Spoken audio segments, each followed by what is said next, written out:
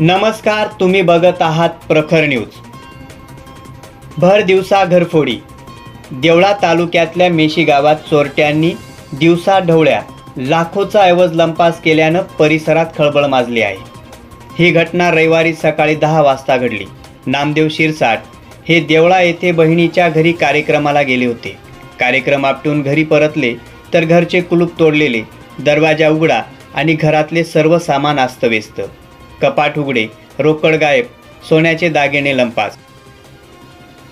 या घटनेची माहिती देवळा पोलिसांना कळताच सहाय्यक पोलीस निरीक्षक नंदा पाटील, पोलीस उपनिरीक्षक मनोज कुवर, हवालदार संदीप चौधरी आणि त्यांच्या पथकाने घटनास्थळी येऊन पाहणी करून पंचनामा केला। चोरट्यांनी 2,20,000 रुपयाची रोकड आणि 3 तोळे सोने असे पळवले आहे।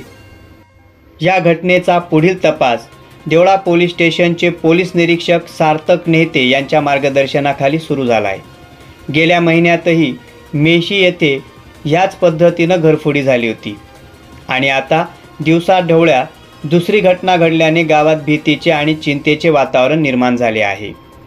प्रखर न्यूजसाठी मेशीहून मोठा भाऊ मोरे।